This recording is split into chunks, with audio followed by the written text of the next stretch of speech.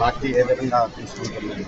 Party అధ్యక్షుడితో చర్చించి నిర్ణయం తీసుకోవడం జరుగుతుంది. ఈరోజు ప్రధానంగా ఎమ్మెల్సీ ఎలక్షన్లో వైఎస్ఆర్ కాంగ్రెస్ పార్టీ తరఫున నామినేషన్ వేస్తున్న బొత్స సత్యనారాయణకి సంఘీభావం తెలిపేదానికి మద్దతుగా అందరూ వైఎస్ఆర్సీపీ తరఫున గెలిచిన డిప్యూటీసీలు, ఎంపీటీసీలు, కార్పొరేటర్లు అందరూ కూడా మద్దతుగా నిలిచేట్టుగా చూసే కార్యక్రమం ఇప్పుడు ప్రధాన అంశం.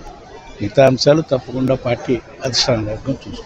ఇప్పుడు ఇది ఎమ్మెల్సీ ఎలక్షన్ మీద ఏదైనా ప్రభావం పడేది?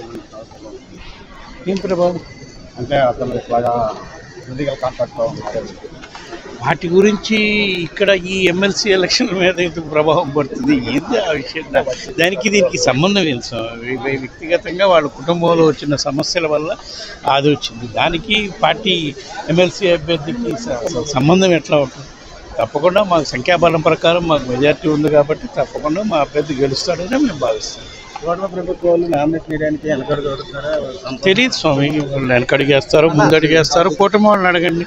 మాకైతే సంఖ్యాబలం ప్రకారం మా అభ్యర్థి గెలుస్తాడు మాకు నమ్మకం. Thank you sir.